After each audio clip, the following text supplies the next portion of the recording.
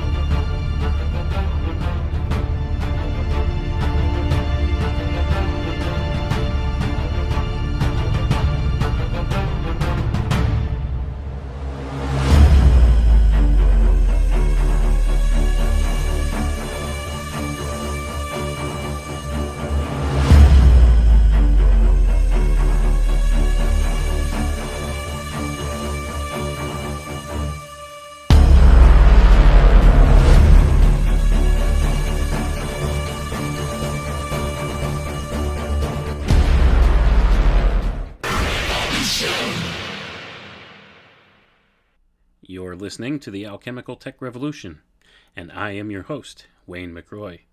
Good evening, everybody. Tonight, we're going to discuss the ancient battle for the minds of men.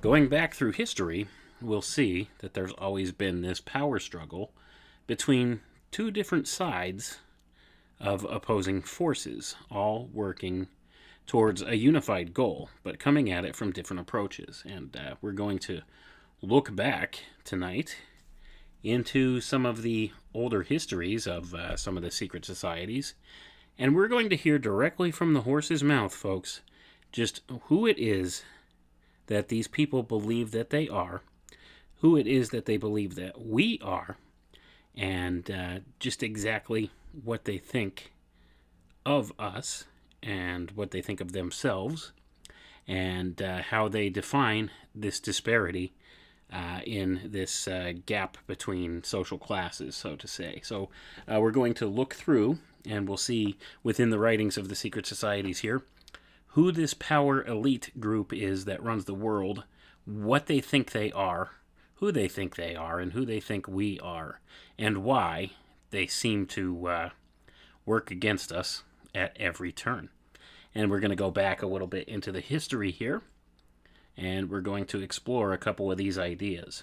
And tonight, we're going to primarily be reading from a Rosicrucian book written by Mr. Max Heindel. Okay, he was a well-known Rosicrucian and one of their more prolific writers, and he understood many things about occult science and many of these occult philosophies that the Rosicrucian order brought forward. And make no mistake about it, all these secret society groups today, they all espouse many of these same ideas in different iterations or different descriptions, so to say. But it's all the same teachings at the core of it. Okay? So we're going to get right into it here. So we'll be reading from the book. And this is a book, if you could find it online. It's available out there. It's open source. It's in the public domain. And it's called Freemasonry and Catholicism by Max Heindel. And we're going to start right here in the beginning of the book. And we're going to begin reading. And as we go, I'll start breaking down some of these ideas for you. Excuse me. Clear my throat a little there so I can talk without choking here while I'm going along. All right. The Rosicrucian Fellowship aims to educate and construct, to be charitable even to those from whom we differ, and never to vent the venom of vituperation, spite, or malice, even upon those who seem deliberately determined to mislead. We revere the Catholic religion. It is as divine in its essence, as both were born to further the aspiration of the striving soul, and both have a message and a mission in the world not apparent upon the surface today, because man-made ceremonial as a scale has hidden the present articles to remove that scale and show the cosmic purpose of these two great organizations, which are so bitterly antagonistic to each other. We do not aim to reconcile them, however, for though they are both designed to further the emancipation of the soul, their methods are different, and the attributes of the soul fostered by one method will indeed be very different from the quality of the soul nurtured in the other school. Therefore, the strife must continue until the battle for the souls of men has been lost and won. The issue is not, however, the persistence of the Masonic or Catholic institutions, but the outcome will determine the nature of the training humanity will receive in the remaining periods of our evolution. We shall endeavor to show the cosmic root of both these institutions, the purpose of each, and the training which each will inaugurate. If successful, also, the nature of the soul quality which may be expected to result from each method. The writer is not a Mason, and sorry folks, I'm going to pause there. The rest of this is all in capital letters because he wants to make it abundantly clear here that he's not a Mason, okay? So let me read exactly what Max Heindel says here. He has this all in caps, so this is important to keep in mind as we go through the rest of this discourse. The writer is not a Mason, and thus he is free to say what he knows without fear of violating obligations, but he is a Mason at heart, and therefore frankly opposed to Catholicism. Okay, and I'm going to pause right there, folks. So you see, the writer, he is a Rosicrucian. He claims he's not a Mason, so he's not bound by their blood oaths. Rosicrucians take different oaths than Masons, but it's all basically the same idea. So he's not going to be, giving away the bank here, folks, just so you know. But he does put down some important ideas and expresses very plainly some of the beliefs of many of these people. But also, he speaks up and says that he is opposed to Catholicism. And to a certain degree, you could also say the rest of Christianity as well. Because you see, and we'll get into this here a little further as we go. We'll explain some of these ideas in more detail. But he's making it clear here, he's not a Mason, although he does have some of the same beliefs as Masons and is opposed to the Catholic Church, or Catholicism, as he says here. Not necessarily just the Church, but Catholicism. And, that's kind of a broad term. It's a very specific sect of Christianity that he's talking about. But that would also infer that much of, Christianity he has a problem with as well. But I don't want to put words in his mouth. We'll get there. He'll put his own words out there very soon. Let's continue the reading, shall we? Our opposition is not fanatical or blind to the merits of the Catholic religion, however. The Catholic is our brother as well as the Mason. We would not say a disparaging, irreverent word against the faith, or those who live by it, and should we seem to do so in any passage, the wrong will be due to inadvertence. The reader is requested to note that we distinguish sharply between the Catholic hierarchy and the Catholic religion, but the former are also our brothers. We would not throw stones either physically or morally, for we know our own shortcomings too well to attack others. Thus, our opposition is not personal, but spiritual, and to be fought with the weapon of the Spirit, reason.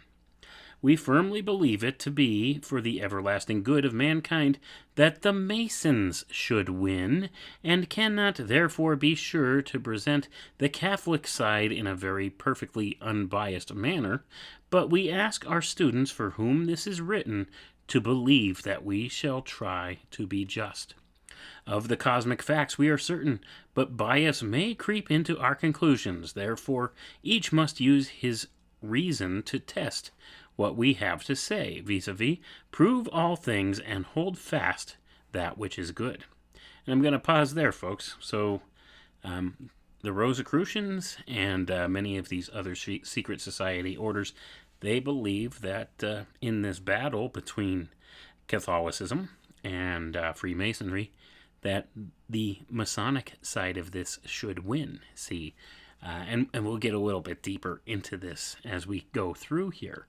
But you could see where some of this conflict comes from now, can't you? When you understand that many of those people in positions of power in this world are diametrically opposed to, the things that have been done here in the name of the church. And, I think we all have some problems with things that have been done here in the past in the name of the quote-unquote church, speaking directly to Catholicism and the Vatican, folks. And that is where he does make a little bit of a distinction here, because he's talking about the difference between the Catholic hierarchy and the Catholic religion. So in some ways you can't disagree with some of what he's saying, but in another way they've kind of taken it a little bit of a step further. And we'll get to that as we go on here, and we'll see what exactly has been done here through the ages and what's going on today. And we'll see how this is relevant today as we get going here. But it's important that we go through and we lay down this groundwork for people to better understand this spiritual battle that we are fighting here today, and where it originates from, and who some of the key players are within it. So let's continue on with the reading here. The great law of analogy is everywhere the master key of all spiritual mysteries, and although Masonry and Catholicism do not begin till we arrive at the Earth period, they have their prototype in the earlier periods. We shall therefore briefly touch upon the essential facts. And I'm going to pause there, folks. Listen carefully to what he just said here. He said the great law of analogy is the master key of all the spiritual mysteries. Okay? Keep that in mind. Analogy. They're talking about archetypal ideas, mythologies, things like this. These very subjective type things. These are the key to all spiritual mysteries. Okay, so they speak in symbols or archetypes. And usually they use the archetypes of mythology in many of these ways. And what we're going to touch on here, what we're reading next that he's talking about, he says here that Masonry and Catholicism do not begin till we arrive at the Earth period. That would be like the current period we are in, according to many of these occult sciences and occult teachings. And we'll get into that. They believe in earlier ages man has actually come through a different type of evolution as what people would think of as evolution. All right. In many of these occult sciences, they believe there's a stepping up process through periods of evolution and different types of evolution that we step into in different ages that our souls and stuff are in at a particular time. And we'll see here, and you'll begin to understand a little better as I read further here. But let's get back to it. Okay, in the Saturn period, the Earth in the making was dark. Heat, which is the manifestation of the ever-invisible fire, was the only element then manifest. Embryonic mankind was mineral-like, the only lower kingdom of evolving life.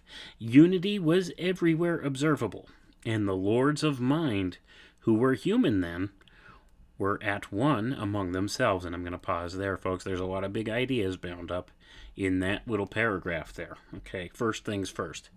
We're talking about the Saturn period. Okay, this is equated to in some of the different mythologies as the golden age of man. Okay, and you'll see here the lords of mind. They were the humans then, and they lived in this golden age, what they're calling the lords of mind, who are evolutionary steps above mankind. Okay, because at that time, mankind, they're saying embryonic mankind was mineral-like, and they believe in this this stepping up process, this evolutionary process, where you go through these different phases. First, you start with the mineral, and then you step up to the plant kingdom, and then you step into animal kingdom, and then human kingdom, and then the next one is what they would call either the gods or the angels, and then above that would be like the creator god, that kind of idea. See, so there's this stepping up in evolutionary layers here that they talk about within some of these occult sciences. So that's what he's referring to here, and they call these were the different ages. These are ages past, okay? And, there's really no evidence to support any of this, but these are some of the teachings that these secret schools put forward. See, and this is where the idea of evolution originally came from these secret schools, these secret teachings going all the way back into antiquity, okay? These are the teachings of the ancient mystery schools, all right? So they're the first ones to come up with the idea of evolution. So that is not something that's relatively new in the history of mankind.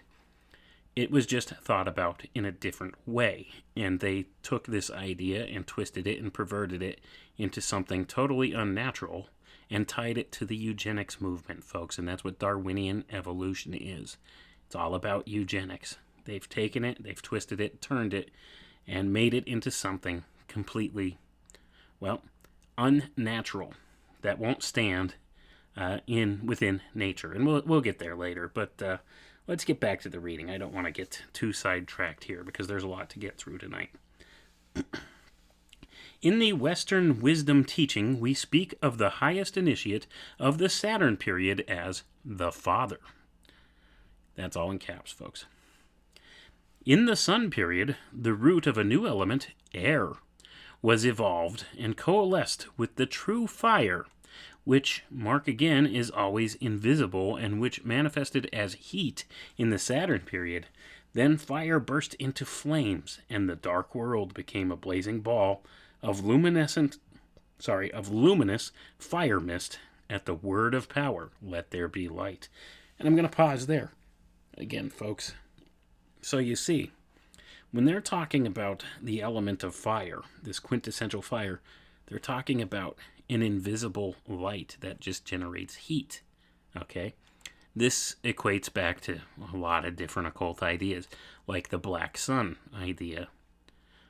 This is what it is. This is the invisible. This is the manifestation of the invisible world into the visible world right here. This is what they're talking about. This came about in the Sun period. So before the Sun period, in that Saturn period, there was no light to speak of, or there was nothing as we think of it today to speak of. All was one, and all was contained within this quote-unquote heat, or this idea of fire. Okay, this is the quintessential idea of fire. And we'll get a little bit more into that, because they describe that, the author describes that here in a little more detail, in a way to think of it. And remember, earlier when he said that the great law of analogy is everywhere, the master key of all spiritual mysteries, that's what we're talking about when we're speaking of fire, the invisible fire. Okay, this is an allegory, folks. Well, it's not to be taken too literally here. So let's continue with the reading here, and we'll keep that in mind, because we left off here where it says, then the fire burst into flames, and the dark world, which would be the invisible world, became a blazing ball of luminous fire mist at the word of power, let there be light. So see, you could see the first element spoken of here from the Saturn period is the element of fire. This is, in the view of the occult sciences and of these secret mystery schools, that is the source, okay? The invisible fire. This permeates everything. That is the source of all soul, all life, all everything, in their view. So now in the Sun period here, it says that there was a new element that evolved, and that would be the element of air. So we have fire and air, and these always in occult science are equated to spiritual ideas, whereas earth and water are always equated to physical ideas. So we'll see how the tying together of spirit and body, or spirit, mind, soul, and body, becomes, allegorized in these elements here as we go. But let's continue reading. I don't want to get too sidetracked, like I had said earlier. Let the student ponder well the relation of fire and flame. The former lies sleeping, invisible in everything, and is kindled into light in various ways, by a blow of a hammer upon a stone, a friction of wood against wood, and by chemical action, etc. This gives us a clue to the identity and state of the Father, whom no man hath seen at any time, but who is revealed in the light of the world. The Son, and that's spelled S-O-N, and it's with a capital S here, who is the highest initiate of the Son period, and that Son period is S-U-N, okay? So we see there, I'm going to pause there. So they're equating the idea of the invisible fire or the heat with the Father or the Creator, and they're the flame or the visible light, the visible fire with the Son, or he's equating this here to God the Father and God the Son, you see. So that's exactly what they're talking about right here when you look at it from the allegorized standpoint here. So let's continue on. As the unseen fire is revealed in the flame, so also the fullness of the Father dwelt in the Son. And they are one as fire is one with the flame in which it manifests. This is the root of all true sun and fire worship. All look beyond the physical symbol and adore our Father who art in heaven. The mystic Masons of today hold this faith in fire as firmly as ever. And I'm going to pause there, folks. So you see, he actually described the Godhead, or what we would figure as the Trinity in, Christianity. He described it very well here. See, he said, just as the unseen fire is revealed in the flame, so the Father is also manifest in the Son, you see. So this is a good description in a lot of ways of how exactly that idea works.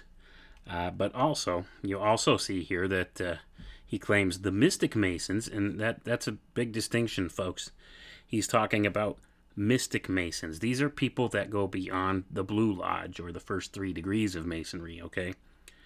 They're the ones that seek the occult sciences and progress further and study further in these secret societies. They're the mystic Masons. They're the ones that study the occult science. So he's saying that the mystic Masons of today hold this faith in fire as firmly as ever. So they put their faith in this as fire, the allegorical idea of fire. And that is why they consider themselves the philosophers of fire. That's why they call themselves this. Okay? And this will be important as we move on later, because we'll see what all this means. And this will tie together very soon for you folks. You'll see. Anyway, let's continue with the reading here. Thus, it will be seen that the unity which prevailed in the Saturn period continued in the Sun period. The ordinary humanity of that time has now evolved to the glory of archangels or archangels, some who were more advanced than others, but there was no antagonism among them. Our present humanity had advanced to a plant-like stage and was slightly above the new life wave started in the Sun period, and unity also here prevailed. And I'm going to pause there, folks.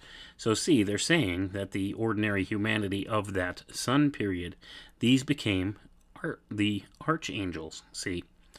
So they advanced, they stepped up in this next stage of their evolution, see. And humanity, back at that stage, they were the equivalent of their plant-like stage. So you see how they use this evolutionary idea. They have this blueprint where you step through, you first manifest, the base manifestation of anything is first the mineral kingdom, and then it's of the plant kingdom, animal kingdom, human kingdom, angelic kingdom, etc., etc. So this is how the steps go in their occult science of evolution here. All right, so that's what they're talking about. So each of these ages or periods that they call them, there's a new life wave starts, and when the new life wave starts, it pushes that stage that's above it up one more station here. So you see how this kind of thing causes a step, an evolutionary jump, and this is what they claim. All right. No, I don't want to get too hung up on that, but we'll see as we read a little further here. But let's read on. In the moon period, contact of the heated sphere with cold space generated moisture, and the battle of the elements commenced in all its fierceness. The heated ball of fire endeavored to evaporate the moisture, force it outwards, and create a vacuum wherein to maintain its integrity and burn undisturbed. But there is and can be no void in nature. Gonna pause there, folks. This is a very crucial idea to keep in mind. Nature abhors a vacuum, okay? There can be no void in nature. Keep that in mind. That's imperative to understanding the way reality works, all right? So when they tell you outer space is a vacuum, folks, that is an out-and-out lie that cannot stand in nature, okay? That defies natural law, and therefore it cannot exist in that way. Even any vacuum we could create here on Earth, a man-made vacuum, we have never created a perfect vacuum. It's not possible because nature abhors a vacuum. And when you do create a vacuum, what happens? Or a partial vacuum? Well, air or whatever materials are there that are present, they rush in to fill the space, don't they? So you see, that's an important idea. I don't want to get too sidetracked there, but let's keep that in mind. I'm going to go ahead and, read that sentence again. We'll start over, and then I'll continue on. But I thought that was important to point out. The heated ball of fire endeavored to evaporate the moisture, force it outwards, and create a vacuum wherein to maintain its integrity and burn undisturbed. But there is and can be no void in nature. Hence, the outrushing steam condensed at a certain distance from the heated ball, and was again driven inwards by the cold of space, to be again evaporated and propelled outwards, in a ceaseless round for ages and ages, as a shuttlecock between the separate hierarchies of spirits composing the various kingdoms of life, represented in the fire sphere and cosmic space, which is an expression of the homogeneous absolute spirit. And I'm going to pause there, folks. This is also known in many of the ancient mythologies and ancient philosophies as the concept of chaos. Okay, this homogeneous absolute spirit idea, cosmic space, and that's what many of the ancient philosophers of old and the Greek and the Indian and all of those.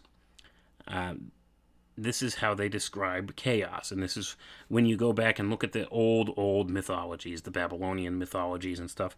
When they're speaking of chaos, they're speaking of what they would consider cosmic space or space. They're talking about this idea, this homogeneous absolute spirit. Okay, so that's the whole idea, and that's bound up in the term chaos in many of the mythologies. Also, the religious ideas too, but. Let's go back to that. So let me read that last part again, and we'll move on again. So it says here, represented in, sorry, I lost my place, in the fire sphere and cosmic space, which is an expression of the homogeneous absolute spirit. The fire spirits are actively striving to attain enlargement of consciousness. But the Absolute rests ever clothed in the invisible garment of cosmic space. In it, all powers and possibilities are latent, and it seeks to discourage and check any attempt at expenditure of latent power as dynamic energy required in the evolution of a solar system. And I'm going to pause there, folks. So what this is describing, it's calling this cosmic space. It says that it's the cosmic space is the an analogous idea to the homogeneous absolute spirit. And spirit, it's saying here, it sits latent, okay? And it seeks to discourage and check any attempt at expenditure of the latent power as dynamic energy. So this is pure potential, okay? So think of it in that way. So spirit is pure potential, okay? And the dynamic energy required in the evolution of a solar system would be the expenditure of this latent power within, or the potential. See, so this would be the manifestation of the potential into active. So you see how there's a lot of correlation here between that, and if you want to get scientific and technical here, if you look at this in terms of the electromagnetic field, it's the same type of a thing.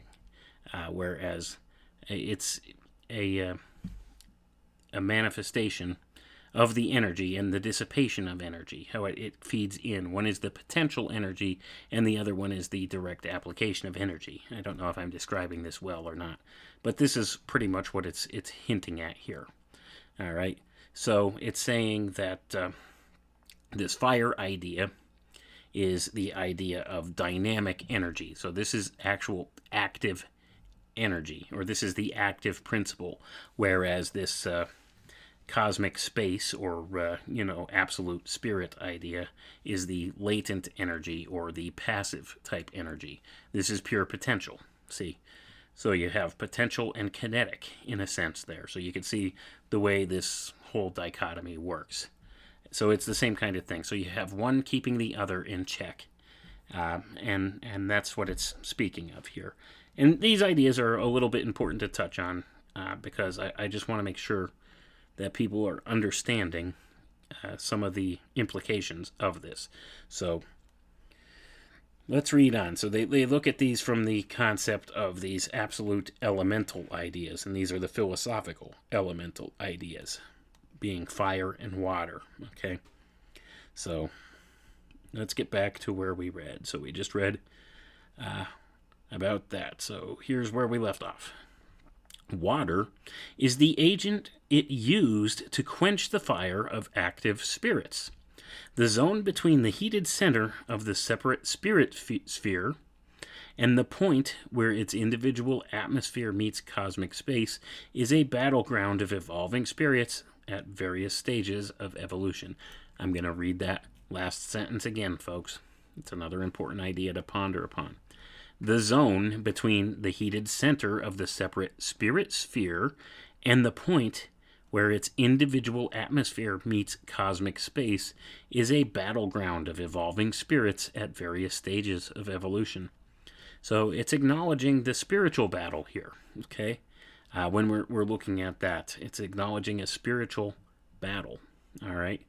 It says the spirit sphere. It's talking about the fire as being the spirit sphere, and the water, which it would be the point here where the atmosphere meets the cosmic space. See, this is also describing what's talked about in the Bible as the waters above. See, many of these old mythologies and religions acknowledge what we would consider outer space as being a type of water. See, so there's that water idea once again. And this is also one of the things that is, a major source of many lies today about the nature of outer space. See, there's many reasons to believe that there's some kind of a watery aspect to outer space. Okay, and that's what this is talking about. It's talking about cosmic space being, the allegorized idea of water here. Whereas the spirit sphere, it says here, or the invisible world, the invisible within, forcing its way out, these energies, these fire energies, it's being quenched in this point between cosmic space and the center of this spirit sphere. So this being the case, it's talking about a spiritual battleground where there's all types of evolution going on of different spiritual ideas in the spiritual realm here. But you can see how it relates to the concept that we're familiar with in our modern quote-unquote science, okay, of a planet and, this outer space idea, this kind of thing. But what they're describing to us is a total misdescription of what's going on. And here we could see some older ideas of what the ancients thought of these things. And as I mentioned just a little while ago, the waters above. See, this goes back to the idea of the firmament back in the Bible, and how the waters above and the waters below, all of these different things. And this is one of the things talked about in Genesis with the great flood, how the heavens opened and the waters above came rushing in as well as the waters below. It wasn't just, a regular, say, rivers overflowing its banks or something as described. It was something more happened with that whole idea. So not to get too hung up on that point, let's move along here and see what they're saying here. The present angels were human in the moon period, and the highest initiate is the Holy Spirit, Jehovah. Gonna pause there, folks. So here's what they're claiming now. The present angels, okay, were human in the moon period. So, and the highest initiate is the Holy Spirit, or Jehovah. So here they're invoking the third part of the Trinity, okay?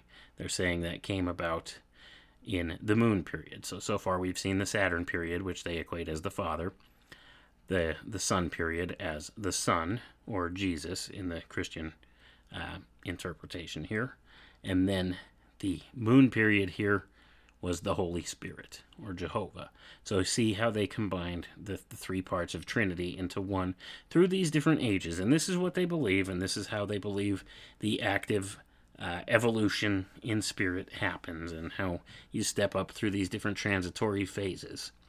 And we'll see as we get along here some of the other things that they believe. Okay? Let's continue on. As our humanity and the other kingdoms of life on earth are variously affected by the present elements, so that some like heat, others prefer cold, some thrive on moisture, and others require dryness. So also in the moon period among the angels, some had affinity for water, others abhorred it and loved fire.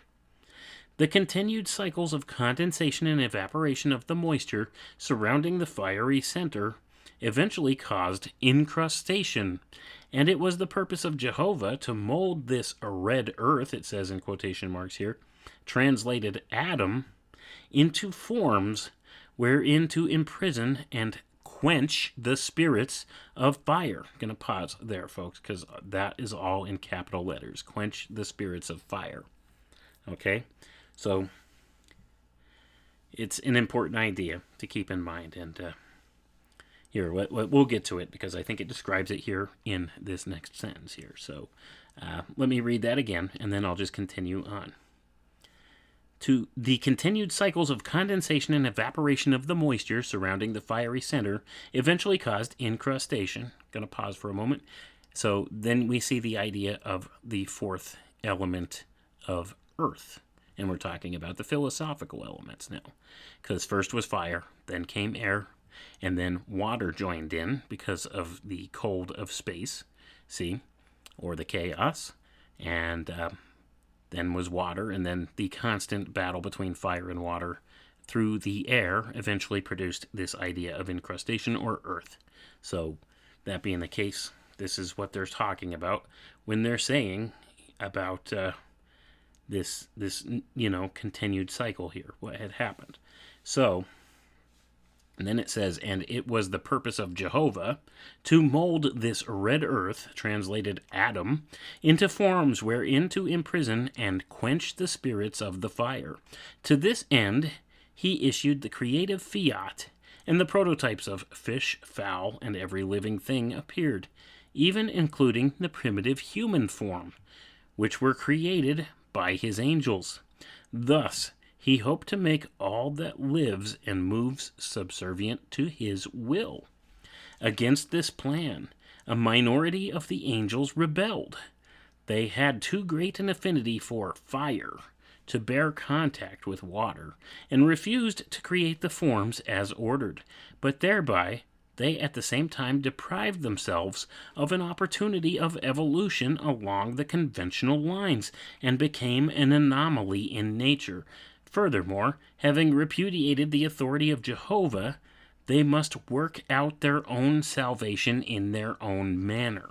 How this has been accomplished by Lucifer, their great leader, will be made plain in the following articles. For the present, suffice it to say that in the Earth period, when various planets were differentiated to provide proper evolutionary environment for each class of spirits, the angels under Jehovah were set to work with the inhabitants of all planets having moons, while the Lucifer spirits have their abode upon the planet Mars. The angel Gabriel is representative on earth of the lunar hierarchy presided over by Jehovah. The angel Samael is ambassador of the martial forces of Lucifer. Gabriel, who announced the coming birth of Jesus to Mary, and his lunar angels are therefore the givers of physical life, while Samael and the hosts of Mars are the angels of death. And I'm going to pause there, folks. There is a huge amount of information to go back over in that last paragraph here, isn't there? So we see here that the Rosicrucians, the secret schools, the Masons, all of these different secret society groups, they believe themselves to be the philosophers of fire. They equate themselves with the fire, okay? And they are in opposition to anything that is the water, or of the water, okay? So it says here, now this is according to their what would we call this? Their cosmology, I guess, is the best term for it. So according to the cosmology they're giving here, they're saying that in the moon period, the present angels were the humans then, okay? And in this moon period, the highest initiate was the Holy Spirit, or Jehovah. So now it's saying we're moving on to the next period of history, which is the Earth period, which is the current period we're in. So we're talking about the very beginnings of the Earth period. So they're saying what had happened now is Jehovah, the Holy Spirit, his task was to mold these surroundings here, okay? And it says the red earth in quotation marks. And that infers a lot of different ideas to when we're looking at the idea of red and earth, because once again we're talking about these are those archetypal philosophical type elements. So the color red is generally considered in alchemical senses to be masculine in nature, electric in nature, all of these different ideas. And earth would be the opposite. Earth would be feminine in nature, negative in polarity, whereas the red would be a positive polarity. So it's talking about these opposing ideas, combining these opposing ideas into a physical form, okay? And it's translated as Adam, A-D-A-M, okay? And so Jehovah's task was to mold these different conflicting forces, these elemental forces, into forms wherein to imprison and quench the spirits of the fire. See? So the spirits of the fire, according to this, they were not happy with the idea of sharing space with these watery ideas, okay? Because as it said in the previous section there, about some prefer cold, some thrive on moisture, others require dryness. See, so these ideas, the sons of fire, so to say, were not happy with these conditions. Because you see, this is the active principle. These are the ones that want to manifest more greatly and don't necessarily like these watery type ideas. So what happened is Jehovah declares this creative fiat where he starts to make all the creatures of the earth, okay? And all these living things. But then there were some angels, and these were the ones that were humans in the moon period, the previous period. In the early earth period, when they were angelic, when they became angelic, they rebelled against this idea because they didn't like what was happening. See, so even though it doesn't give you a real indication as to who makes these decisions or anything, or how this all comes about, or it doesn't give you the indication that, Jehovah in this sense is the creator God. So you see how it gets a little convoluted at certain points. Who's the one that set this evolution into motion, okay? Well, according to this, whoever it was, they gave Jehovah the authority to do this, all right? but then there were angels among them. And it claims here that Jehovah, or the Holy Spirit, was the highest initiate of the humans in the moon period, see? So the humans in the moon period, they became gods or angels. So it's claiming that Jehovah is nothing but an elevated human from a previous age, okay? So this being the case, he was given this creative fiat to do this stuff. Now this is what they believe, and this is what they teach, all right? I'm not making this stuff up. This is right in their own words here. I'm just giving you a little bit of a rough translation as to what's being said here to try to make it a little more clear for people. So anyway, some of the angels, or these would be actually some of his equals, I guess you would say, because they were the same thing, even though he was the greatest of the initiates of that time, but they were also initiates. And once again, it really touches back on this idea of initiation and, secret knowledge and all these secret schools as being more important than they are. They're puffing themselves up once again.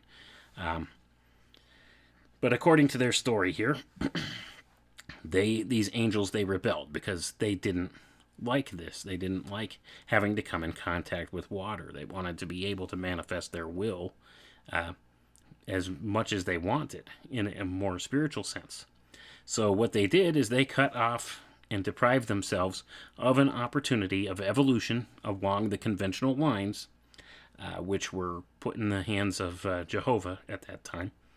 And they became what it says here is an anomaly in nature. And I would say the Bible, the Holy Bible, describes it as an abomination, not an anomaly, when you look at these things. And it says, furthermore, having repudiated the authority of Jehovah, they must work out their own salvation in their own manner. So, this is a direct affront at the Christian faith in one way, shape, or form, see? So, they chose to work out their own salvation when the way was made, okay?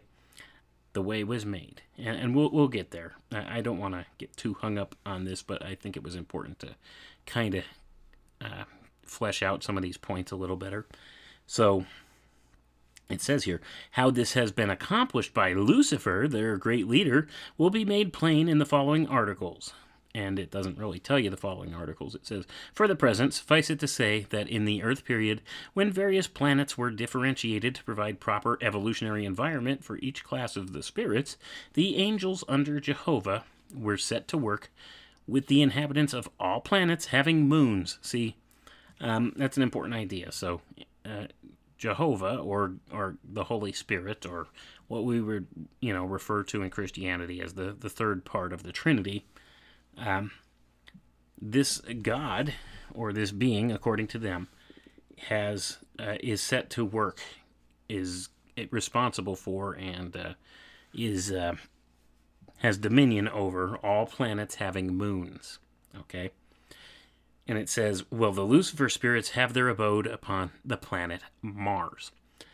So, why are the power elite obsessed with Mars, folks, and getting to Mars and going to Mars even before they go back, allegedly, to the moon, even though they can't really accurately say that man has really been on the moon? They can't really prove it to any degree of certainty. So that doesn't make sense. The moon is closer. Why would we not establish a presence on the moon first? Instead, they're talking about going to Mars. They're obsessed with getting to Mars. See? So that being the case, why are they obsessed with the planet Mars and getting to Mars, and why are they not interested in planets like Venus, which might be a little easier, actually, to land man upon than, or, land probes upon than Mars and stuff like that? Why are they so obsessed with it? Well, this is why. This is the home of the Lucifer spirits. See? Lucifer is associated with Mars. And then this goes on to say right here that the angel Gabriel is representative on earth. Okay, this is the messenger. And he's the messenger of the lunar hierarchy presided over by Jehovah. Okay. So we see there that Jehovah, or the third part of the Holy Trinity, the Holy Spirit, is associated with the idea of the moon. Okay? So it says that that's the lunar hierarchy, and the angel Samael, and we'll get a little bit more into him later, is the ambassador of the martial forces of Lucifer. So Lucifer is in charge of the martial forces, or the forces of Mars. So Lucifer is in charge of Mars. So once again, we could see the whole idea. Why are these elites, these power elites, so obsessed with the Mars idea? Well, because it directly relates to Luciferianism and the Luciferian philosophy, folks. See, this is their savior, Lucifer. Understand? Lucifer, the Lucifer idea, the Prometheus idea. Okay? And this, because, see, it says earlier that they must work out their salvation in their own manner. So, through the use of their intellect, the gift of fire given to them by Prometheus, Lucifer, they're to work out their own salvation this way. See? Anyway, but let's continue on here. And it also says here that the lunar angels, along with Gabriel, are the givers of physical life. Okay, so they are associated as the spirits of life.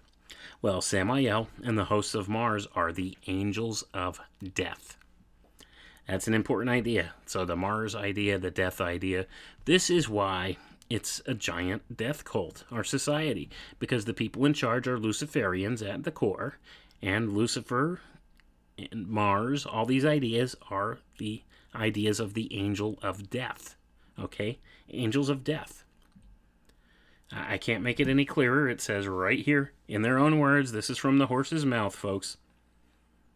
In their own words, Mars, Samael, and the hosts of Mars are the angels of death. So the Luciferian spirits, they are the martial forces. Samael is one of them. He's the, what do they call him here? The ambassador of the martial forces. Okay. These are the angels of death. Let's continue with the reading and see what else that the Rosicrucians can tell us here. Thus originated the feud in the dim dawn of the cosmic day, and that which we see as Freemasonry today is an attempt by the hierarchs of fire, the Lucifer spirits, I'm going to pause there, hierarchs of fire is all in capital letters, so the hierarchs of fire, which he says, comma, the Lucifer spirits, so the Lucifer spirits are the hierarchs of fire, okay? Let me read that again. Just to be clear, Freemasonry today is an attempt by the hierarchs of fire, the Lucifer spirits, to bring us the imprisoned spirit light, that by it we may see and know. So let's clarify that a little bit more. So Freemasons, the hierarchs of fire, the Lucifer spirits, see, they're here to bring our imprisoned spirits light so that we can see and know. That's what they believe. Okay? So they put this affront on God, okay? On the God of this place, who I would say is our creator God, but they see him as being something different. They equate him to just another,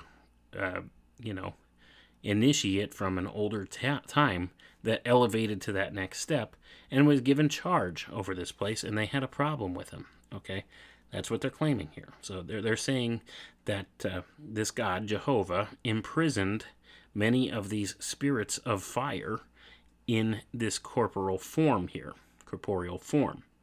And because they're imprisoned spirits here, they're trapped and, they are cut off from spiritual things. So therefore, it's the job of the Lucifer spirits to send light so that they may see and know and be freed from here. Okay?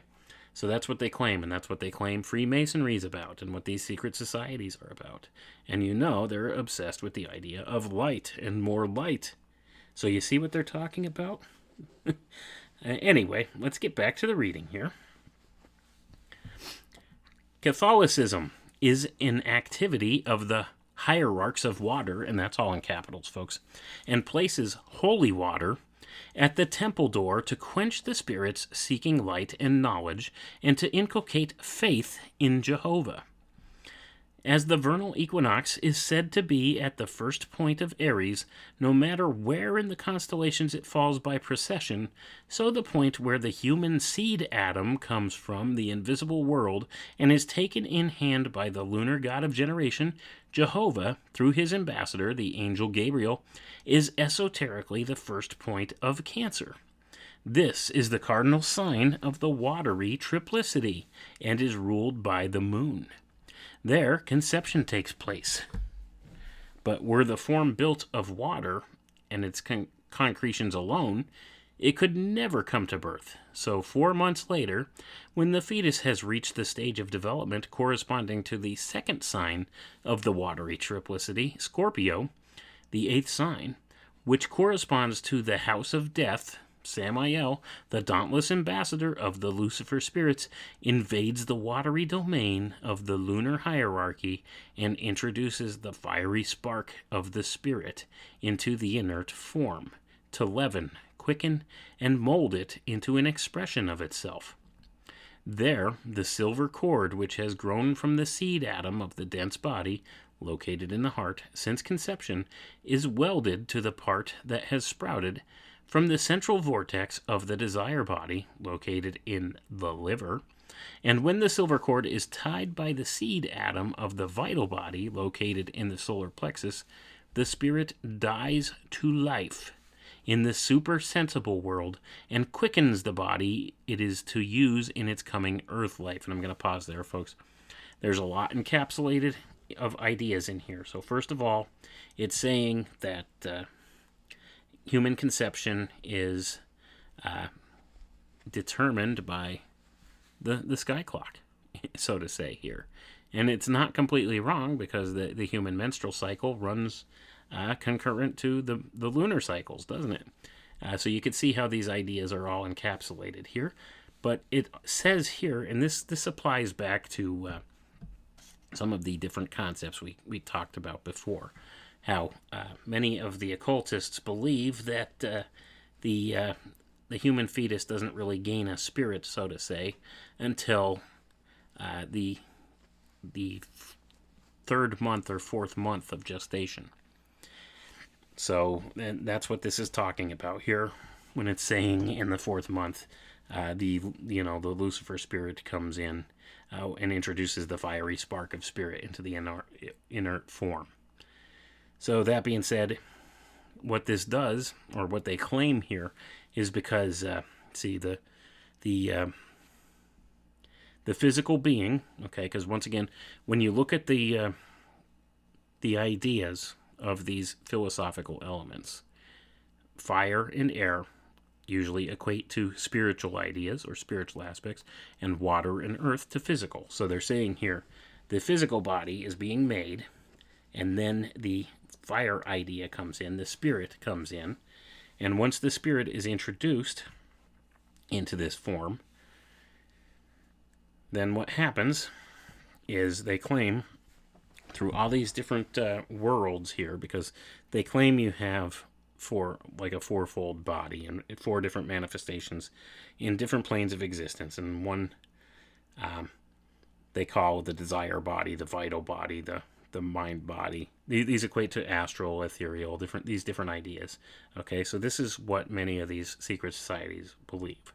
So they believe once the spirit enters into the physical manifestation here, then all these things happen. These different bodies, they connect because of this seed atom through this silver cord idea.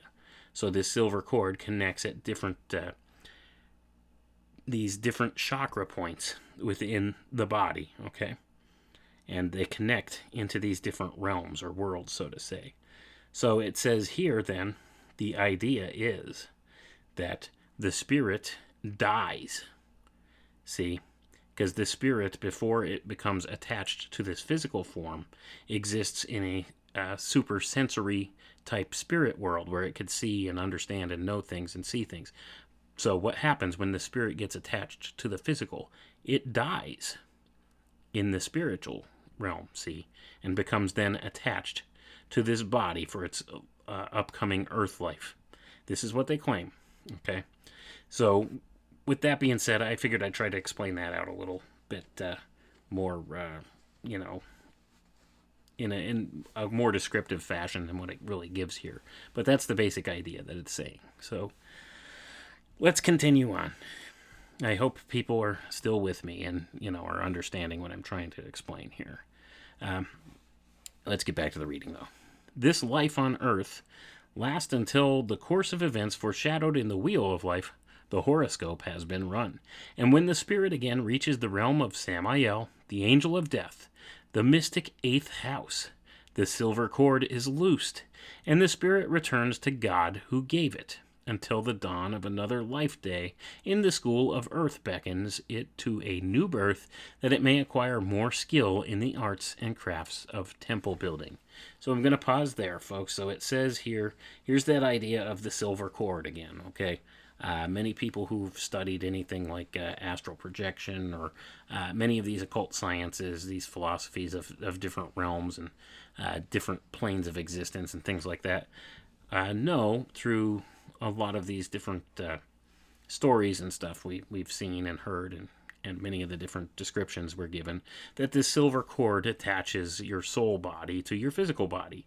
So what happens when you actually die, the silver cord is loosed, it says here, or severed, and death approaches. So you return to the realm of the dead, or the realm of Samael, the angel of death. See? So this is what they claim to be the mystic 8th house, and there's the number 8, which is, always associated with Mercury, okay, Hermes, Prometheus, Lucifer. It goes on and on and on. So there's the number 8 idea. It's the trickster idea, and it also relates to the idea of time. There's a lot of different things encapsulated with the number 8, but that's a discussion for another day. But so, see, it says here, it describes that, so the silver cord's loosed and the spirit returns to God through the realm of death there, and returns to God until the dawn of another life day in the school of earth beckons to a new birth, where it may acquire more skill in the arts and crafts of temple building. So there he's, appeasing the Masonic tradition there. Temple building, see, you're building your soul. That's what it's talking about, temple building. The building of the soul, the building of the temple without walls, so to say. The temple of the mind, the temple of the soul. Anyway, let's get back to the reading. So, about 5 months after the quickening, when the last of the watery signs, Pisces, has been passed, the representative of the Lucifer spirits, Samael, focuses the forces of the fiery sign Aries, where Mars is positively polarized, so that under the impulse of their dynamic energy, the waters of the womb are voided, and the imprisoned spirit is liberated into the physical world to fight the battle of life. Okay, going to pause there, folks. So see how it jumps back from that last idea there that it was talking about, where it talks about after the first 4 months, okay, the spirit is placed into the newly formed body of the fetus, and then it's saying after about 5 more months, then there's the quickening. See, and it's talking about how this idea, because of the fire idea, this soul is released into the physical world now. Okay, so the soul is born, manifest in the physical body here. So that's what it's talking about, because of these different machinations of the sky clock, so to say, and how these ideas relate with that. So that's what it's talking about. So let's get back to the reading, though. It may blindly butt its head against the cosmic forces typified by the first of the fiery signs, Aries the ram, which is a symbol of the brute strength brought to bear upon the problems of life by the most primitive races.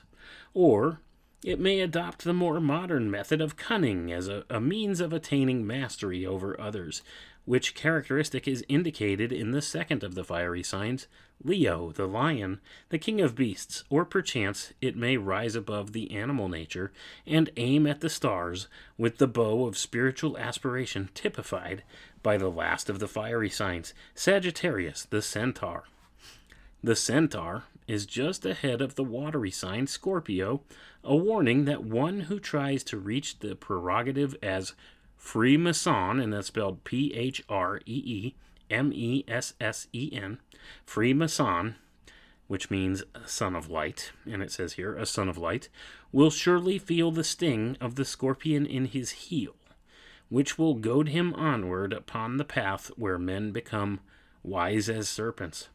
It is from this class that mystic masonry is recruited, with men who have the indomitable courage to dare, the unflagging energy to do, and the diplomatic discrimination to be silent. And that's an important key point right there, to be silent, because it all depends upon secrecy. See, they want to keep these secrets of the ages from all of the profane folks. It's always the same thing. They're so much better and more enlightened than us. And we're going to get to why they think this way and who they think they are as we continue on here. But that was the end of the chapter here. And we're going to move on and do the next chapter, because we'll see many other important ideas coming to bear there. But did you catch that? The idea Freemason, Freemason, son of light, a son of fire and light, it says here. That's what Freemason means. Son of fire and light. So once again, they're invoking these archetypes of these, philosophical elemental ideas. So it's saying that Freemasons, or the mystic Masons, as it were, are recruited based upon their indomitable courage to dare, their unflagging energy to do, and their diplomatic discrimination to be silent. So if they can keep their mouths shut, and they are productive in doing things, and they're brave enough to dare to try to do things, then they will be recruited. See, and that's how many of these things work. You don't just go down to the local lodge and knock on the door and ask to be let in. You can do that, but there's a process. Don't you understand? You have to have somebody vouch for you within the organization, first of all, and then they vote for you, and if a black ball shows up in that vote, you don't get initiated into the order. See? So usually all these things, especially when you get to the higher points, the higher degrees of these organizations, you have to have somebody ahead of you in the organization that's pulling for you, or directly kind of recruits you in such a sense. So even though they claim they don't actively recruit, they sort of do when you get to the higher levels here. They look for people that they think have these different attributes that they look for within these organizations. Can they keep the secret? See, that's one of the primary things they look for. Are you going to keep your mouth shut? Because that's important, because when you do unscrupulous things at the topmost levels of these organizations, you got to keep your mouth shut. Okay, they don't want any of that getting out. It's okay to talk about your spaghetti dinners and your charities to the children's hospitals and stuff like that, but you don't want any of your dirty little secrets getting out, do you? So, that being the case, let's move on here to the next section. Every mystic movement has its legend, which tells in symbolic language its status in the cosmic order and the ideal with which it tries to realize.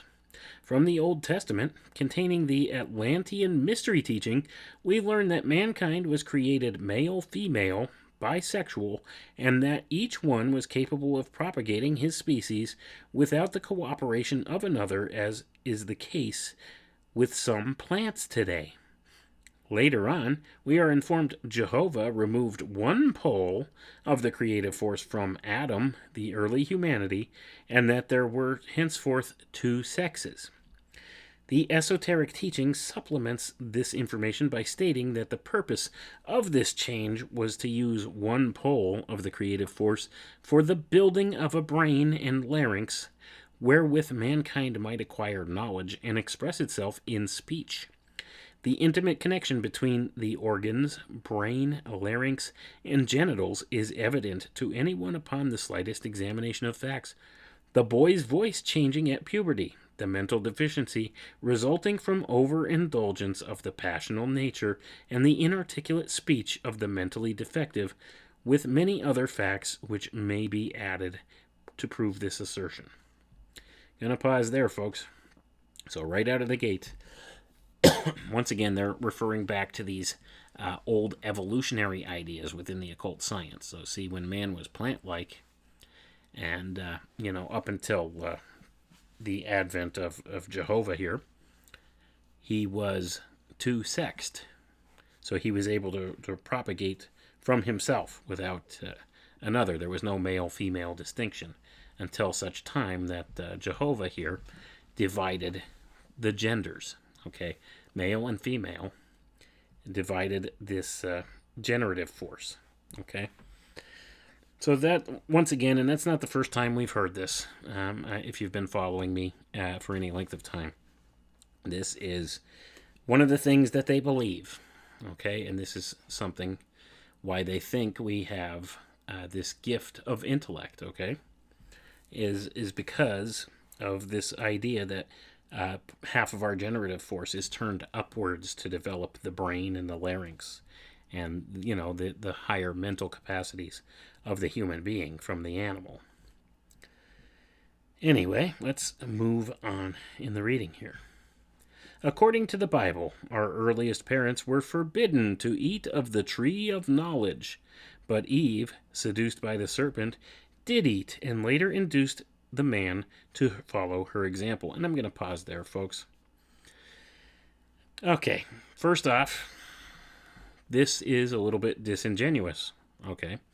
Because it's saying, according to the Bible, our earliest parents were forbidden to eat of the tree of knowledge. No, according to the Bible, it was the tree of the knowledge of good and evil, not the tree of knowledge, okay? So there's a little bit of disingenuousness in this teaching right out of the gate, okay? So let's continue on, though. So it says here, Eve, seduced by the serpent, did eat and later induced the man to follow her example. Who the serpents are and what the tree of knowledge is may also be determined from certain passages in the Bible. We are told, for instance, that Christ exhorted his disciples to be wise as serpents and harmless as doves.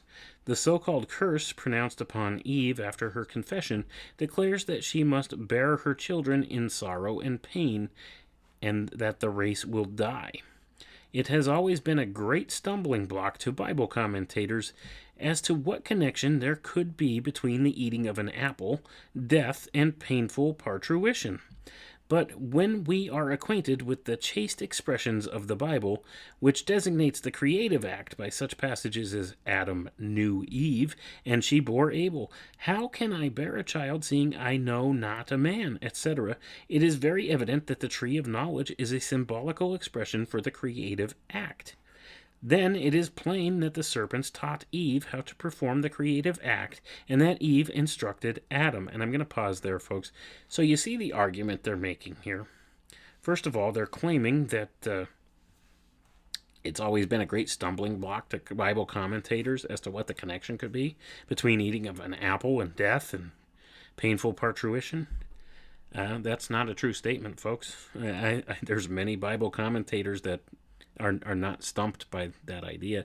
And it doesn't even say in the Bible that it was an apple. Nowhere in the Bible does it say it was an apple. And most of your Bible commentators will make that, assertion. It's just traditionally what's been kind of shown in the artwork because it was an easy fruit to draw, I guess. But that's not part of the story, and it's not a stumbling block for these people, as this guy claims. But anyway, let's get back to it. So he's equating the tree of knowledge, and it was the tree of knowledge of good and evil, that man was not supposed to eat from. But he's calling it the tree of knowledge, okay? And he's saying that this must be about the creative act. It must be a symbol for the creative act. So, with that being said, it says here, then it is plain that the serpents taught Eve, and it says serpents, plural, okay? And it's talking about serpents, plural, not serpent, like it says in the Bible. So there's more disingenuousness there. But anyway, then it is plain that the serpents taught Eve how to perform the creative act, and that Eve instructed Adam. Therefore, Christ designated the serpents as harmful while admitting their wisdom. To get at the identity of the serpent, it is necessary to invoke the esoteric teaching, which points them out as the martial Lucifer spirits, rulers of the serpentine sign Scorpio.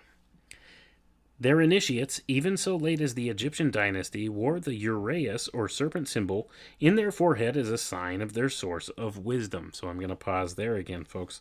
So you see, the Rosicrucians here equate the identity of the serpent or serpents as the Lucifer spirits, or these Martian beings, these martial spirits. See, from Mars. Men are from Mars, women are from Venus. You see all this stuff, how it never ends? Never ends. Anyway, once again, they invoke these archetypal ideas all the time. So you could see the idea of Mars and the serpent and Scorpio all being compared together. And then they always try to tie it back to Egypt, because Egypt was where the ancient mystery schools found their perfection in many of their teachings. So, that being the case, they tie it forward to the Egyptians. Let's get back to the reading, though, and see what else Mr. Heindel has to say here.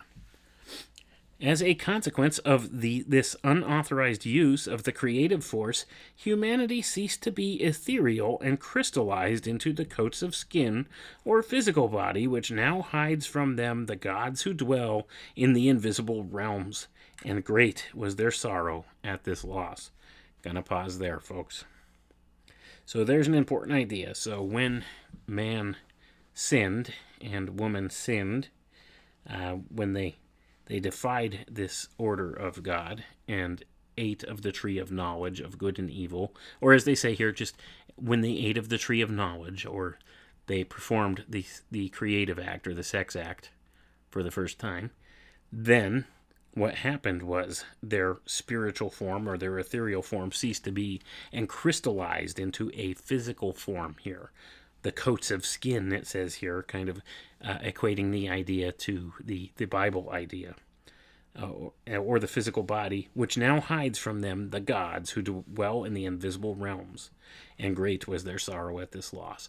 So it cuts them off from spirit, from this realm of spirit. And there is a sort of truth tied up in this, because according to the Bible, man choosing to disobey God and to go ahead and commit this original sin, he separated himself from God, from the Spirit of God.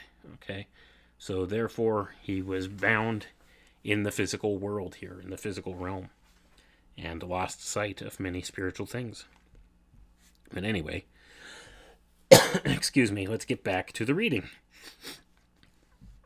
Generation had been originally established by the angels under Jehovah. It was then performed in great temples under propitious planetary conditions, and parturition was then painless, as it is today among wild animals where the creative function is not abused for the purpose of gratifying the senses. And I'm going to pause there, folks.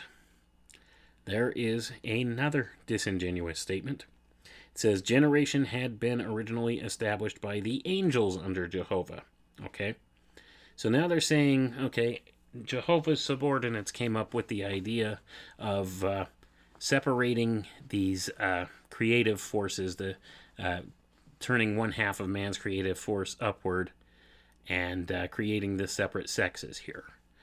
Okay, so then that's also a contradiction of what it tells you earlier in this same text, that Jehovah did that. Okay, now it's saying the angels under Jehovah did that, and that they oversaw man's procreation in these great temples under propitious planetary conditions, and parturition was then painless, as it is today among the animals, where the creative function is not abused for the purpose of gratifying the senses. So, you see how this is a subtle cue that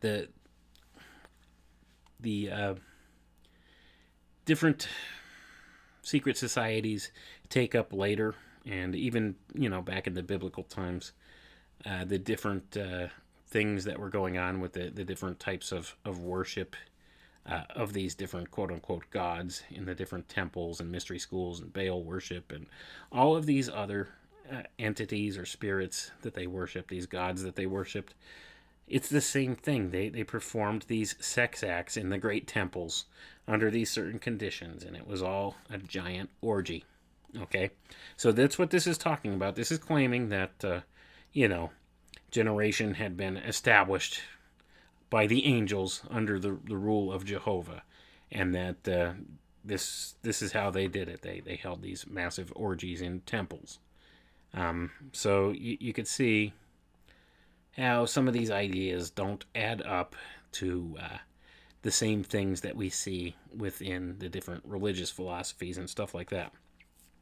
Anyway, let's continue on here to the next part. Degeneration resulted from the ignorant and unauthorized abuse inaugurated by the Lucifer spirits. Okay, gonna pause there. So you see, degeneration resulted from the ignorant and unauthorized abuse inaugurated by the Lucifer spirits. So, they're basically blaming man here, okay, for degeneration, because, see, man was ignorant, and he abused these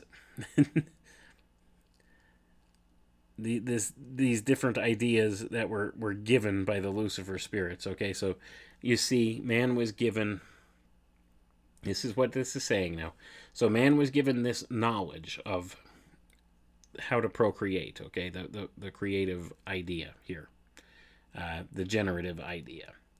So the Lucifer spirits showed him how to reproduce, or, taught Eve, the serpent taught Eve, the Lucifer spirits taught Eve this thing, and then she in turn taught Adam, or the man, and then man and woman learned how to procreate. So then it's saying here, even though in the last sentence there it said generation had originally been established by the angels under Jehovah, and this is how they did it, was in this orgy type idea within the temple under certain conditions and stuff like that. And it wasn't for the purpose of gratifying the senses. Oh, no.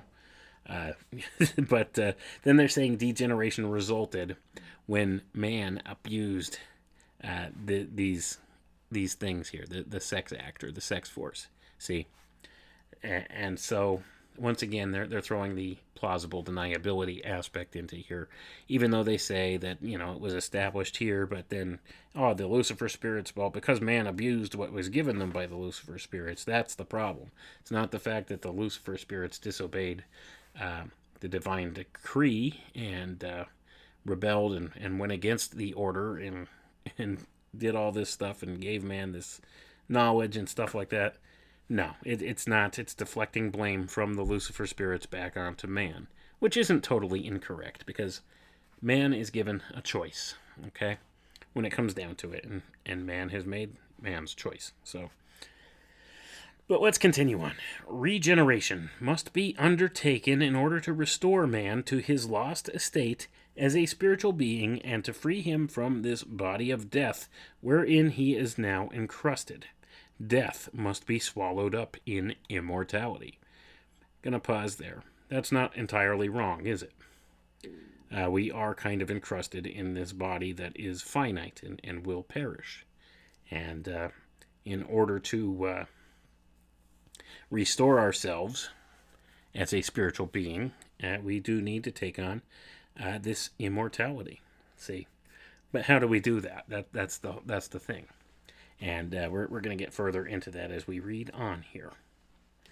So let's continue with the reading. And remember, this is straight from the Rosicrucians, folks. This is right out of the horse's mouth. This is the stuff they believe.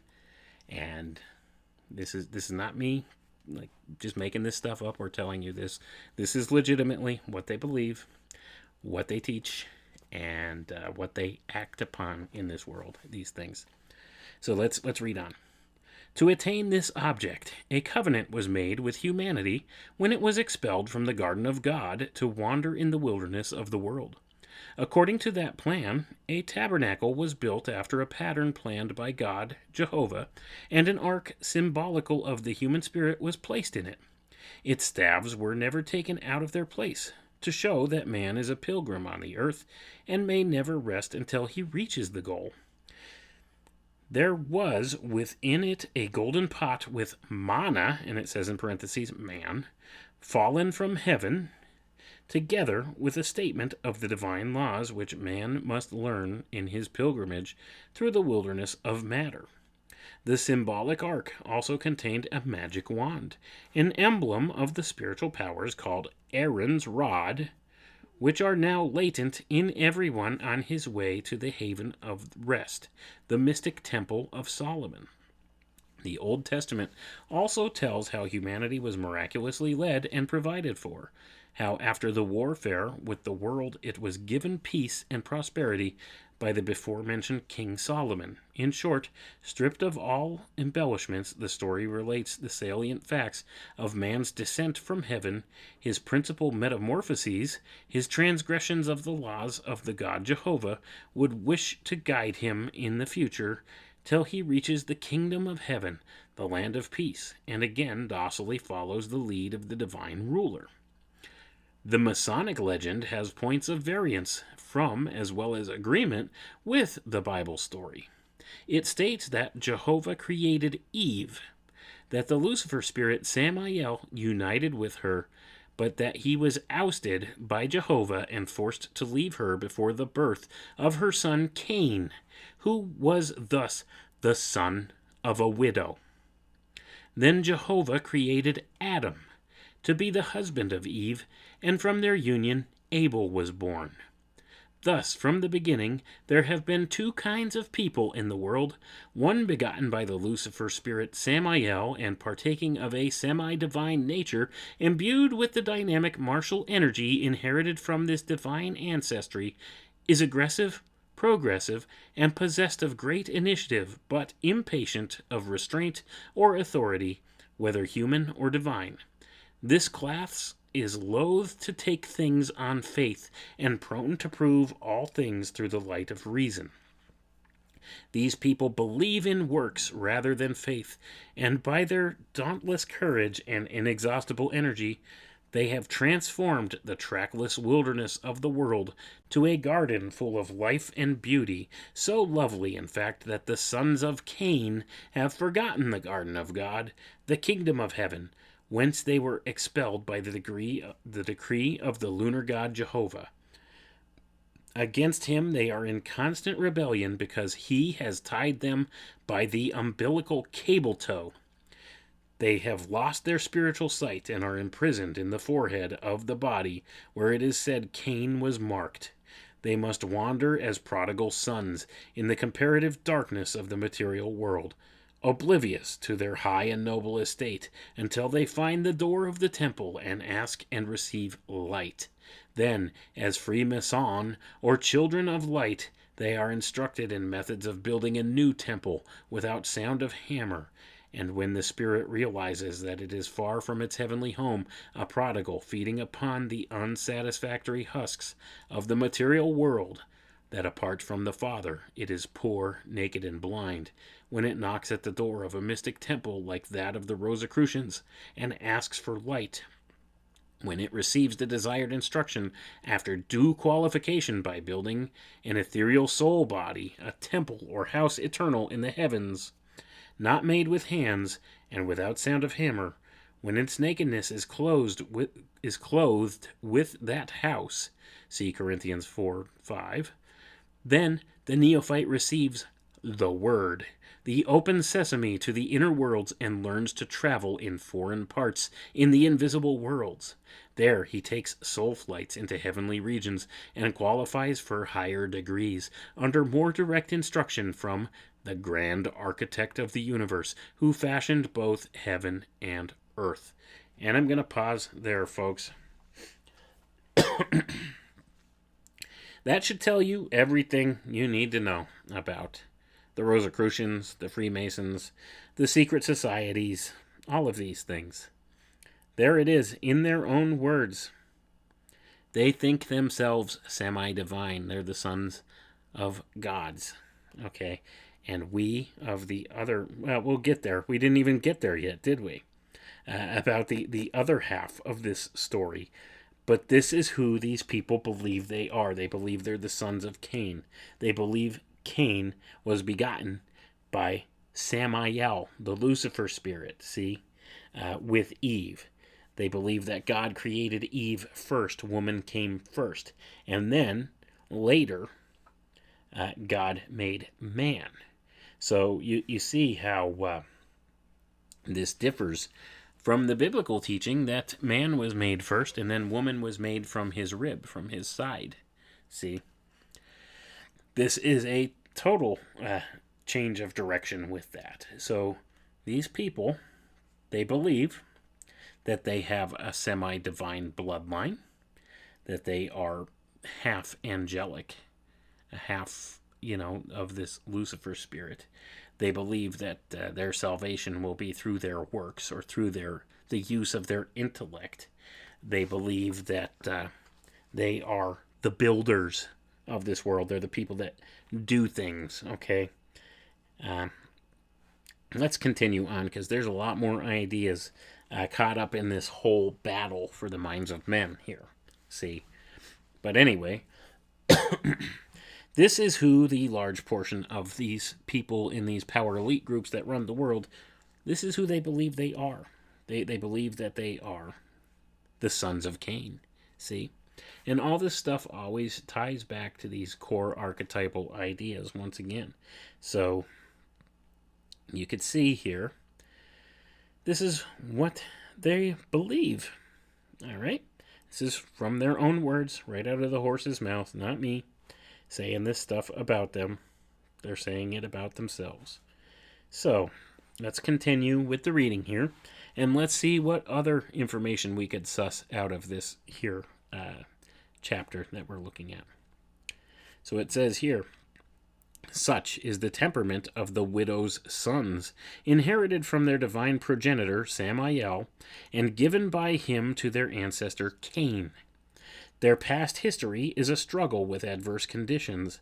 Their achievement is victory wrested from all opposing forces by indomitable courage and persistent effort, unchecked by temporary defeat.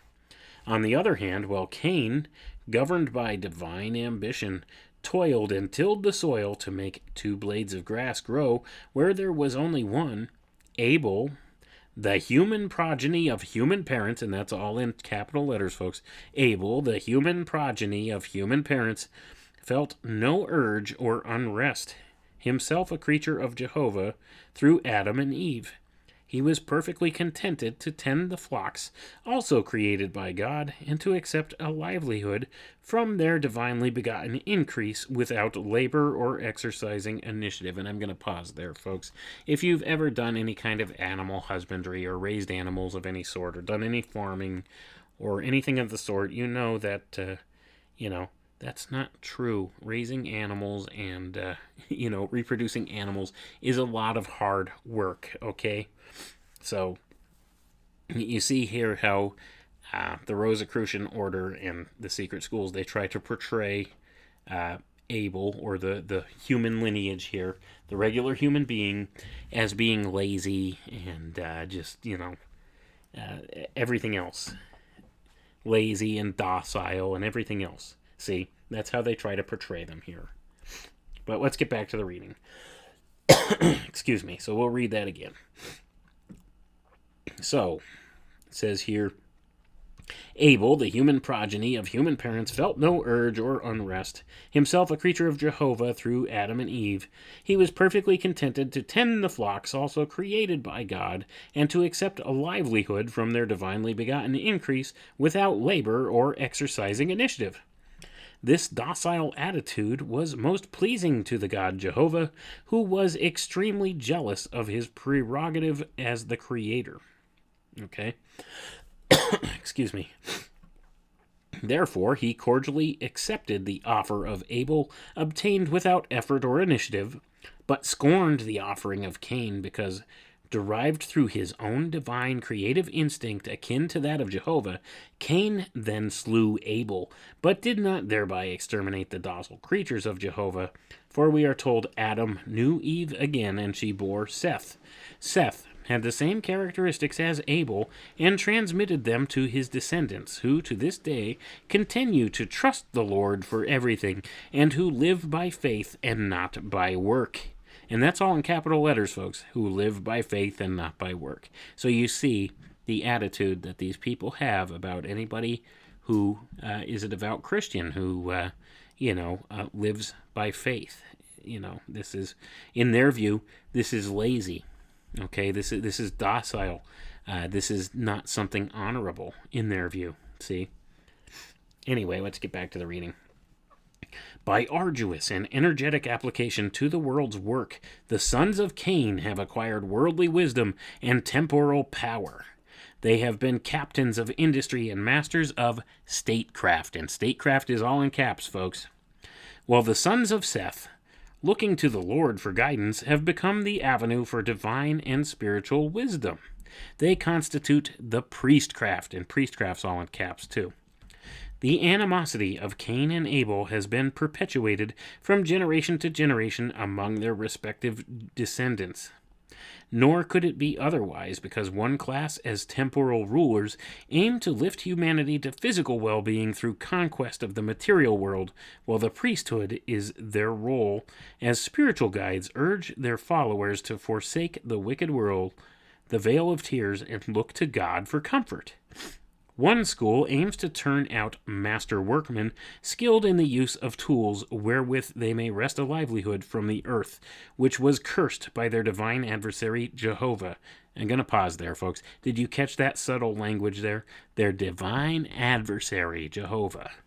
Adversary. See? Anyway, back to the reading. The other produces master magicians, skilled in the use of the tongue in invocation, and by the use of the tongue they gain support from the toilers here, and pray themselves and their charges into heaven hereafter. Gonna pause there, folks. Here's the deal, okay? Sons of Cain, the philosophers of fire, so to say. The Masons, these secret society groups, they see themselves as the masters of statecraft. Okay, these are your politicians. These are politicians, folks. The statecraft. Okay? Now, they make the distinction here that the sons of Abel, or the sons of Seth, this other line, the human line here, they were the priestcraft. They constitute the priestcraft. Well, and as part of the priestcraft, they were viewed as master magicians. So, anyway, you could see we have these two different distinctions here. Statecraft and priestcraft. All right? And we'll get there. Let's continue on with the reading. We got a little bit more to go, and then we'll tie together some loose ends and make things abundantly clear for you here. So, continuing on. After the future in store for the sons of Cain and their followers, the temple legend is also most eloquent. It states that from Cain descended Methuselah, who invented writing, Tubal-Cain, a cunning worker in metals, and Jubal, who originated music. In short, and this is all in capitals now, folks, the next part I'm going to read. In short, the sons of Cain are the originators of the arts and crafts. Therefore, when Jehovah chose Solomon, the scion of the race of Seth to build a house for his name, the sublime spirituality of a long line of divinely guided ancestors flowered into the conception of the magnificent temple called Solomon's Temple, though Solomon has only the instrument to carry out the divine plan revealed by Jehovah to David. But Solomon was unable to execute the divine design in concrete form. Therefore, it became necessary for him to apply to King Hiram of Tyre, the descendant of Cain, who selected Hiram Abiff, the son of a widow, as all Freemasons are called because of their relation of their divine progenitor with Eve. So you're going to pause there, folks. There it is again, the son of a widow. Now, why do Freemasons call themselves sons of a widow? Well, because they see themselves as the son of divinity here. They're part divine, see? The divine progenitor with Eve. Lucifer, if you will. They're the sons of Lucifer, or the Lucifer spirits, or Samael, to be correct. Anyway, but let's continue on.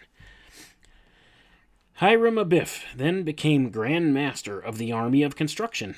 In him the arts and crafts of all the sons of Cain who had gone before had flowered. He was skilled beyond all others in the work of the world, without which the plan of Jehovah must have remained forever a divine dream, and could never have become a concrete reality.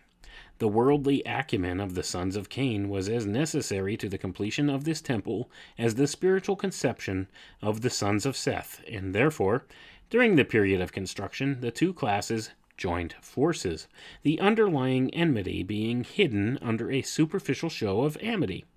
It was indeed the first attempt to unite them, and had that been accomplished, the world history from then on would have been altered in a very material manner. Gonna pause there, folks. So here's the deal.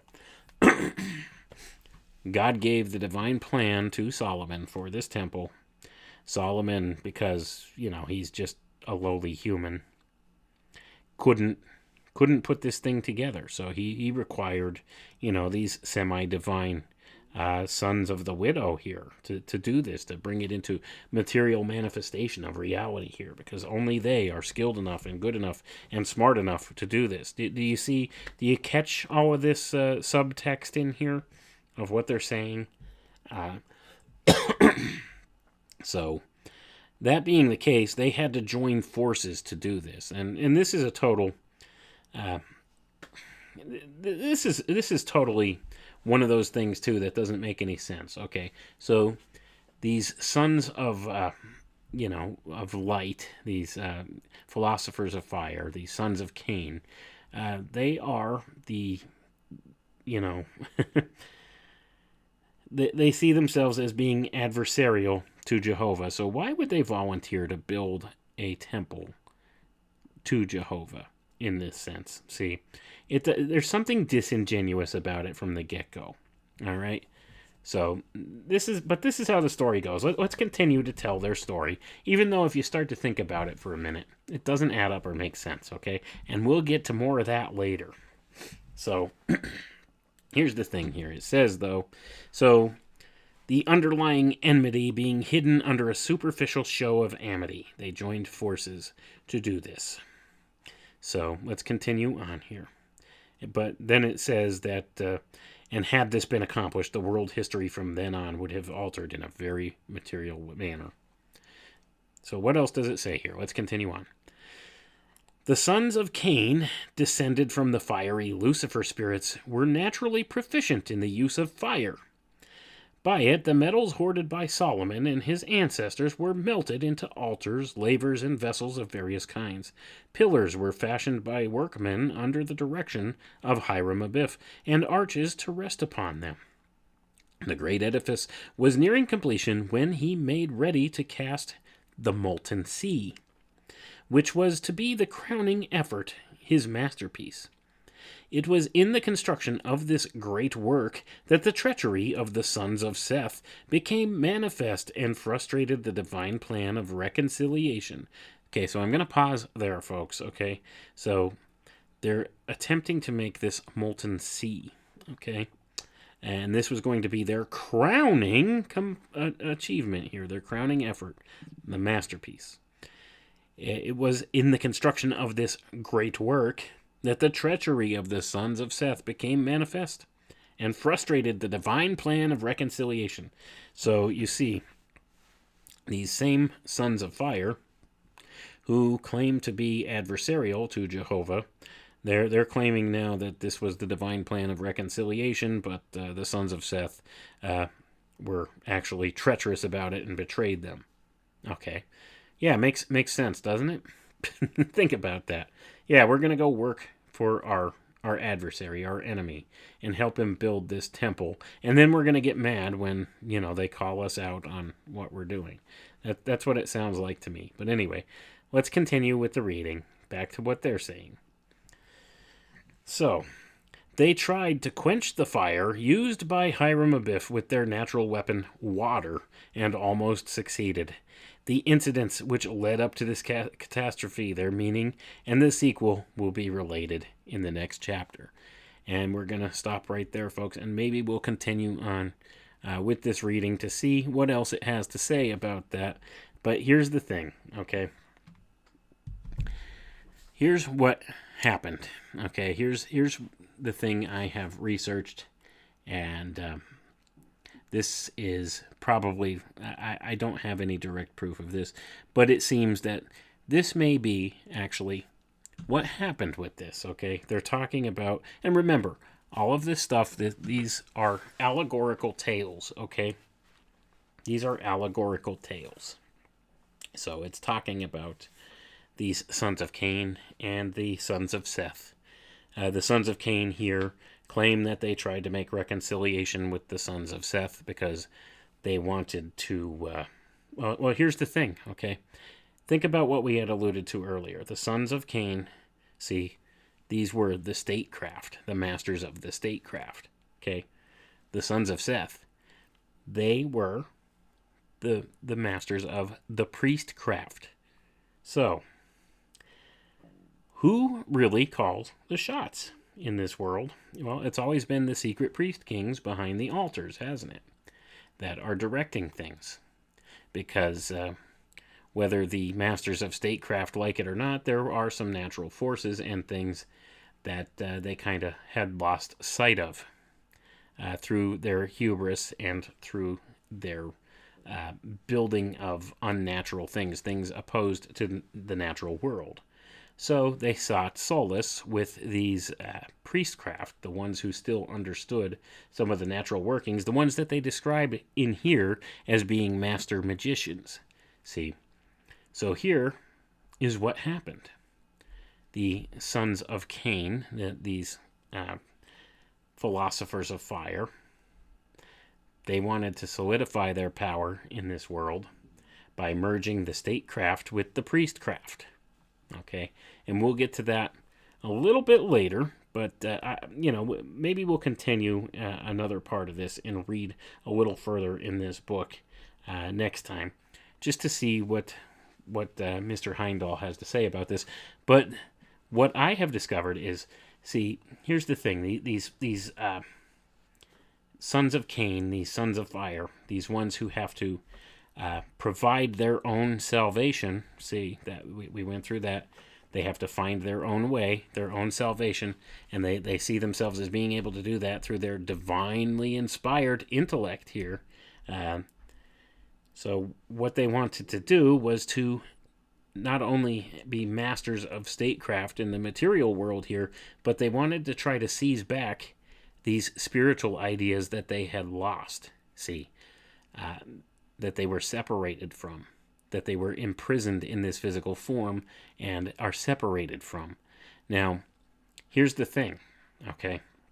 They're claiming that they're freed by this by doing these initiatory rites, right? And going through these different initiations, joining these secret societies, and finding the quote-unquote the light, all right? Well, if that's the case, if they could do that on their own, then why were they trying to reconcile with the sons of Seth? See? And here it is. This is what had happened. They wanted to merge statecraft with priestcraft. So they wanted to learn the ways of these magicians, these master magicians, themselves. So this is what they aspired to do. They wanted to try to make reconciliation. And when they failed with reconciliation, they decided to try to use other subvertive type methods to do so. So what actually happened, and like I said, this is mostly conjecture on my part, but I do see some evidence to back it up. I haven't really put all the correlating work together to really flesh it out totally. But in my view, what has happened here is they decided to take hold of these different old occult sciences and alchemical philosophies, and they decided to merge the statecraft with the priestcraft. And when they failed to do so here, in this story, with the building of Solomon's temple, they decided that they would try again later. And in my view, I think they have succeeded with it, and they did this during the fall of the Roman Empire. For you see that the Roman Empire never truly fell. The masters of the statecraft of Rome, they transformed themselves. They performed an alchemical wedding with the masters of the priestcraft, and they combined these two great entities, the Roman Empire and the Church, together, and they formed the Vatican. And they alchemically combined these things, and they have since ruled the world from behind the scenes, and concurrently with the advent of the Vatican and the rise of this massive Catholic Church, which, Heindel's talking about here, Catholicism and Freemasonry, how they're polar opposites.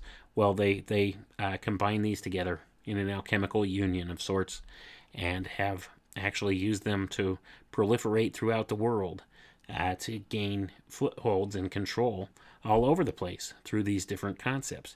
So it's been largely the Sons of Fire have taken over within the halls of the priestcraft, and in trying to attain these spiritual things, but they seem to lose sight of the physical. So therefore, they're trying to steer things towards the hyper-materialist view, wherein everything is all tied to the physical, folks, because that's what they have control over. They don't have, they don't have dominion in spiritual things, see? Whereas the sons of Seth do. So this is kind of a strange thing that has happened. So they've merged these ideas, and they've put forward the Vatican. But it's still something that's incomplete. And the next phase of it directly relates to the next step in human evolution, or transhumanism. And that's what they're pushing towards now. So that's why they're trying to lock in this total panopticon control grid that they're doing, because the next step is to merge the minds of men with machines and totally lock in this hyper-materialist viewpoint, or, lock man completely into the physical. See? So that's, in my view, the next step. But at any rate, I think we're going to call it quits there for tonight. And so you could see how these ideas have all played out in the modern age. And you could see how they've hit upon these archetypes, these philosophical elemental archetypes, and how they've used them to manipulate, and what it is that they think they are, or who they are, and who it is that they think the rest of us are. The ones of us that they call the profane. They think us to be just the lowly subhumans. See, they're the only ones that are truly human, because they have this divine, this semi-divine bloodline. It's all about bloodlines with these people too. And there it is. I gave it to you in their own words. They literally believe they are the sons of Cain, who was the son of Samael, the fallen angelic being, the Lucifer spirit, related to martial ideas, or the idea of Mars. Why are they so, enamored with going to Mars? Well, it would be the reunification of the Lucifer spirits. See, it would be the total rise of power of the Lucifer spirits in a sense here. That's what they're talking about. They see their heritage as being from there. They really think that they are descendants from beings from Mars. You see why they push that idea? Because that's where the Lucifer spirits reside. See? So, that being the case, they push these ideas, and they push these narratives of alien beings, Martians. We're descended from Martians. So that's why they're fascinated with the planet Mars. They want to get there. That's why they promulgate the idea of maybe we actually are descendants from people from Mars. Maybe there was life once on Mars, and we're their descendants. That kind of thing. So you could see where these ideas come from now when you look back at these things and understand what it is they're working towards. And what they're working towards is the transhumanist goal. Because, see, they are masters over the physical realm here, the statecraft. And they've tried, somewhat successfully, to incorporate the spiritual side of things with the priestcraft, which were traditionally the sons of Seth. So, having done these things, they're trying to tie all the spiritual aspects, the spiritual side of things, into the material world here, or the hyper-materialist viewpoint. So that being the case, they could quench the spiritual ideas of man and keep man firmly founded in the physical here. That's why there's things like atheism and secular humanism, and you keep people's heads out of the spiritual realms and focused solely on physical things here. That's why they promote the idea of this is all there is. See? And, this is why they hide the existence of God from man. This is why they hide the nature of what space is from man. Because they don't want man to believe that there is a higher being, there's a creator being that created all of us. They want man to think this is all there is, so that they could keep him trapped here and become God themselves. See? When this is all there is the hyper, or the hyper-material, or the digital world. This is the ultimate form of hyper-materialism. The digital world, folks. Virtual realities, things of that nature. This is what they're working towards. This is why. This is what they believe. This is who they think they are. They think they're semi-divine beings that have the God-given right to rule. And they've been separated from the spiritual. And they have grand ambitions. And they think that they can achieve, through their own works, a sort of salvation and become God here in the material world. And this is what they work towards, and this is why they keep going for this transhumanist type goal. So this is what we're looking at, and here it is, right in their own words. It's not conjecture to say that they believe that they are semi-divine beings or that they're of a royal bloodline. They truly do, and it's right there in their own words. Anyway, I'm going to wrap it up here for tonight, folks. I hope you have a good one. Thanks for listening along, and we'll catch you next time. Have a good night. Come with me.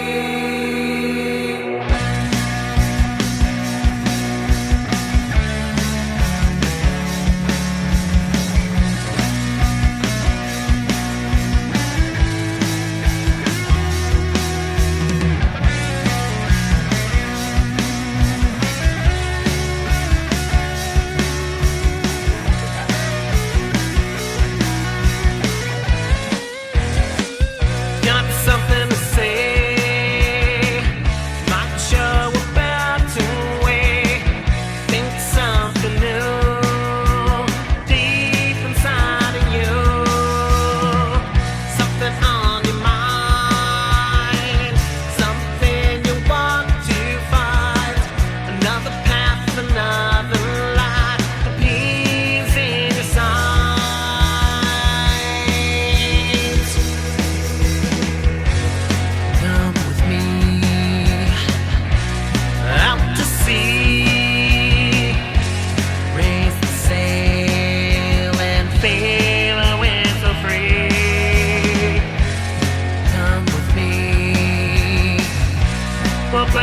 seed.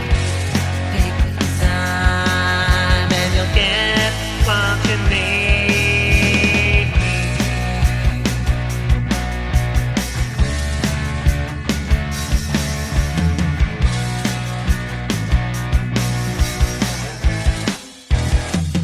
Got a hungry mind. There is lots for us to find. 1,000 steps to take today. The signs point the way. There's a clock in the sky, above, below, by and by. Climb the steps into the night. Many points of light.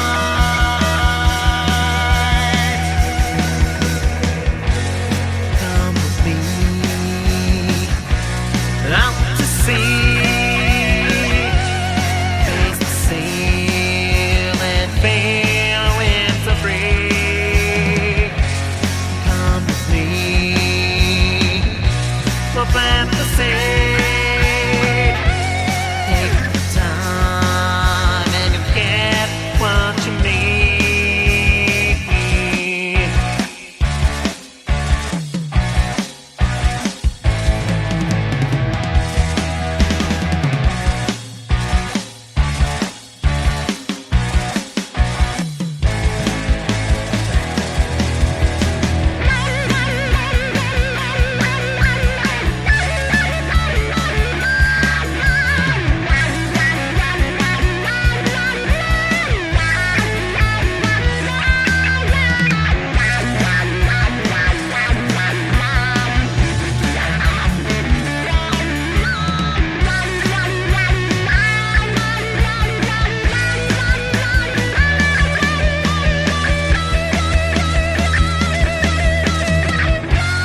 Come with me